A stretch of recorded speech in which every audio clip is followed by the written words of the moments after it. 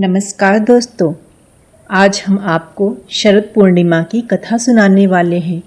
इस पूर्णिमा को कोजारी पूर्णिमा भी कहा जाता है। पूर्णिमा तिथि पर कथा श्रवण करने का विशेष महत्व है।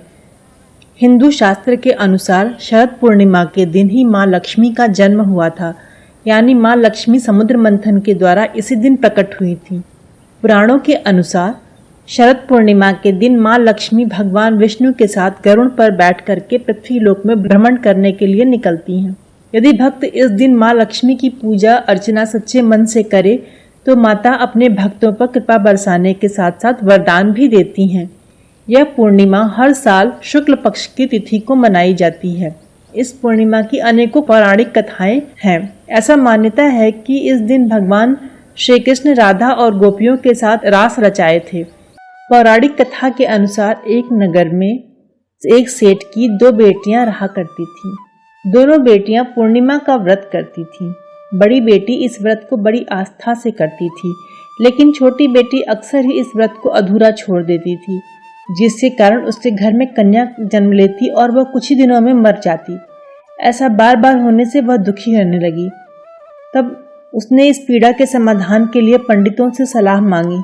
तब पंडित ने उसे इस व्रत को आस्था पूर्वक करने को कहा। पंडित के कहे जाने पर वह व्रत करने लगी और उसके घर में एक पुत्र ने जन्म लिया। वह भी कुछ दिनों बाद मर गया। तब उसने उस लड़के को एक चौकी पर लेटा करके ऊपर से कपड़े से ढक दिया। अपनी बहन को आने को कहा। जब उसकी बड़ी बहन उसके घर आई तो उसने उसे उसी चौकी पर बैठने को कहा। जैसे ही उसकी बड़ी बहन उस चौकी पर बैठी, उसके स्पर्श से होते ही वह बच्चा रोने लगा। उस बच्चे के अंदर जान आ गई। यह देख करके बड़ी बहन चौंक गई और वह बहन से बोली, तूने ये क्या किया? अभी अगर मैं इस पर बैठ जाती तो तेरा लाल मर ही जाता। यह सारी बात कहने पर छोटी बहन अपनी बड़ी बहन से सारी बात कह सुनाई।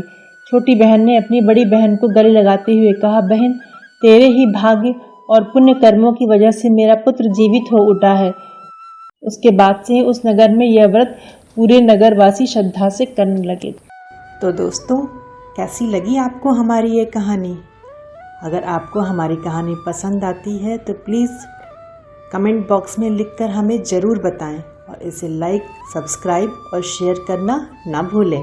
धन्यवाद।